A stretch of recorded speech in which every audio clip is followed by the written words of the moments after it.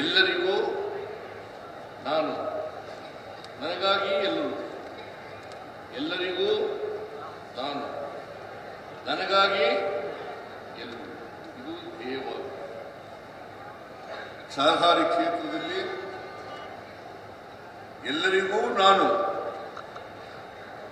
ನನಗೆ ಎಲ್ಲರೂ, ಇದು ಧ್ಯೇಯವಾಕ್ಯ ಸಹಕಾರಿ ಕ್ಷೇತ್ರದಲ್ಲಿ ಇರ್ತಕ್ಕಂಥದ್ದು. ನಾನು ಅಷ್ಟೊಂದು 40-50 ವರ್ಷ ರಾಜಕಾರಣ ಮಾಡಿದ್ರೂ ಕೂಡ ಸಹಕಾರಿ ಕ್ಷೇತ್ರದಲ್ಲಿ ನನ್ನನ್ನು ತೊಡಗಿಸಿಕೊಂಡಿರ್ತಕ್ಕಂಥದ್ದು ಬಹಳ ಕಡಿಮೆ. ಈ ಜಿ.ಟಿ. ದೇವೇಗೌಡ ಇದೆಯಲ್ಲ, ನಮ್ಮ ಕ್ಷೇತ್ರದವರು, ನಮ್ಮ ಜೊತೆನಲ್ಲೇ ಇದ್ದವರು. ಈ ಜಿ.ಟಿ. ದೇವೇಗೌಡನ ಬಿಟ್ಬಿಟ್ಟಿದ್ದೆ ನಾನು. ನೀನು ಏನಾದ್ರು ಸಹಕಾರಿ ಕ್ಷೇತ್ರದಲ್ಲಿ ಏನಾದ್ರು ಮಾಡಪ್ಪ ನೀನು ಅಂತೇಳಿ ಸಂಪೂರ್ಣವಾಗಿ ಜಿ.ಟಿ. ದೇವೇಗೌಡರಿಗೆ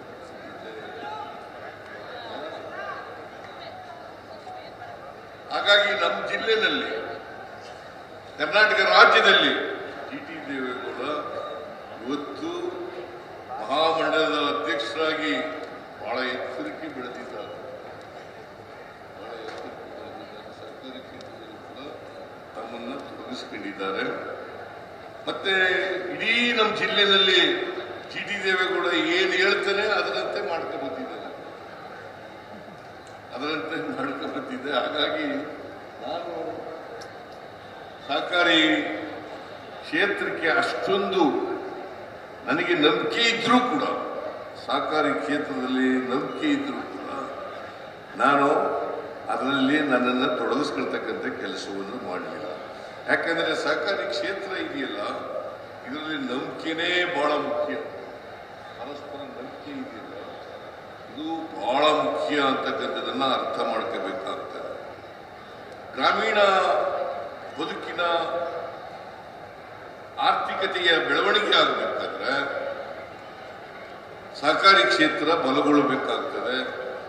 ಸಹಕಾರಿ ಕ್ಷೇತ್ರದಲ್ಲಿ ಹೆಚ್ಚಾಗಿ ಯುವಕರು, ಮಹಿಳೆಯರು ಮತ್ತು ಬೇರೆಯವರು ಕೂಡ ಪಾಲ್ಗೊಳ್ತಕ್ಕಂಥ ಕೆಲಸವನ್ನು ಆಗಬೇಕು.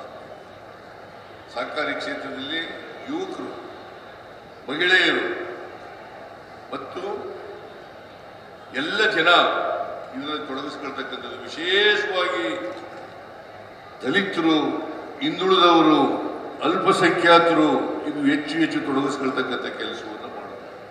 ನಾನು ಮುಖ್ಯಮಂತ್ರಿ ಆಗಿರುವಾಗ, ಹಿಂದೆ ಮುಖ್ಯಮಂತ್ರಿ ಆಗಿರುವಾಗ 2013ರಿಂದ 2018ರವರೆಗೆ ಮುಖ್ಯಮಂತ್ರಿ ಆಗಿರುವಾಗ ಎಲ್ಲರನ್ನೂ ಕೂಡ ತೊಡಗಿಸಬೇಕು ಅಂತೇಳಿ ನಾನು ಅನುದಾನವನ್ನು ಕೊಟ್ಟಿದ್ದೆ.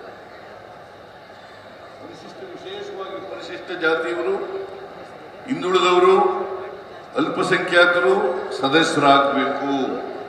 ಯಾರೇ ಒಂದು ವರ್ಗದ ಜನ ಸದಸ್ಯರಾದರೆ ಆರ್ಥಿಕ ಬೆಳವಣಿಗೆ ಕುಂಠಿತ ಆಗ್ತದೆ. ಎಲ್ಲರ ಸೇರುವಿಕೆ, ಪಾಲ್ಗೊಳ್ಳುವಿಕೆಯಿಂದ ಇದು ವಿಕಾಸ ಆಗ್ತದೆ, ಬೆಳವಣಿಗೆ ಆಗ್ತದೆ, ಆರ್ಥಿಕ ಬೆಳವಣಿಗೆಯನ್ನು ಕಾಣಲಿಕ್ಕೆ ಸಾಧ್ಯ ಆಗ್ತದೆ. ಇದಕ್ಕೋಸ್ಕರ ನಾನು ಮುಖ್ಯಮಂತ್ರಿಯಾಗಿರುವಾಗ ಉಚಿತವಾಗಿ ಸದಸ್ಯರನ್ನು ಮಾಡತಕ್ಕಂಥ ಕೆಲಸವನ್ನು ಮಾಡ್ತಾರೆ. ಪರಿಶಿಷ್ಟ ಜಾತಿ, ಪರಿಶಿಷ್ಟ ಮಹಿಳೆಯರು, ಹಿಂದುಳಿದವರು ಈಗಲೂ ಅದು ಇರಬೇಕು ಅಂತ ಅಂದ್ಕೊಂಡಿದ್ದೀನಿ. ಹಿರಿಯ ರಾಜಣ್ಣ ಈಗಲೂ ಇದೆ. ಯಾಕೆ ಈ ಮಾತು ಹೇಳ್ತಾ ಇದ್ದೀನಿ ಅಂತಂದ್ರೆ, ನಾನು ಒಂದು ಸ್ವಲ್ಪ ದಿನ ಅನಿಮಲ್ ಆಸ್ಪತ್ರೆ ಮಿನಿಸ್ಟರ್, ಸುಮಾರು 2 ವರ್ಷಗಳ ಕಾಲ ಅನಿಮಲ್ ಆಸ್ಪತ್ರೆ ಮಿನಿಸ್ಟರ್ ಆಗಿದ್ದೆ. ಆಗ ಈ ಹಾಲು ಉತ್ಪಾದಕರ ಸಹಕಾರ ಸಂಘಗಳು, ಯೂನಿಯನ್ಗಳು, KMF ಎಲ್ಲವೂ ಕೂಡ ಅನಿಮಲ್ ಆಸ್ಪತ್ರೆ ಡಿಪಾರ್ಟ್ಮೆಂಟ್ನಲ್ಲಿ ಬರ್ತಾ ಇತ್ತು. ನಾನು ಆಗ ಹೇಳಿದೆ, ಹಾಲು ಉತ್ಪಾದನೆ ಮಾಡ್ತಕ್ಕಂಥವ್ರು ಬರೀ ಒಂದು ವರ್ಗಕ್ಕೆ ಸೇರಿದಂಥವ್ರು ಅಥವಾ ಒಂದು ಜಾತಿಗೆ ಸೇರಿದಂಥವ್ರು ಇರಬಾರ್ದು. ಎಲ್ಲ ಜಾತಿಯವರು ಕೂಡ ಇರಬೇಕು. ಹಸುಗಳು ಸಾಕ್ತಕ್ಕಂಥವ್ರು ಎಲ್ಲರೂ ಕೂಡ ಇರಬೇಕು, ಹಾಲು ಉತ್ಪಾದನೆ ಮಾಡ್ತಕ್ಕಂಥವ್ರು ಎಲ್ಲರೂ ಕೂಡ ಇರಬೇಕು, ಮತ್ತೆ ಎಲ್ಲರಿಂದಲೂ ಕೂಡ ಹಾಲನ್ನು ಕೊಂಡ್ಕೊಳ್ತಕ್ಕಂಥ ವ್ಯವಸ್ಥೆ ಆಗಬೇಕು. ಯಾಕಂದ್ರೆ ಹಾಲು ಉತ್ಪಾದಕರ ಸಹಕಾರ ಸಂಘ ಮಾಡೋದು ಯಾಕೆ? ಅವರಿಗೆ ಹಳ್ಳಿಗಾಡಿನಲ್ಲಿ ಮಾರುಕಟ್ಟೆ ಇಲ್ಲ. ಆ ಮಾರುಕಟ್ಟೆಯನ್ನು ನಾವು ಒದಗಿಸ್ಕೊಡ್ಬೇಕು ಅನ್ನೋ ಕಾರಣಕ್ಕೋಸ್ಕರವಾಗಿ ಹಾಲು ಉತ್ಪಾದಕರ ಸಹಕಾರ ಸಂಘ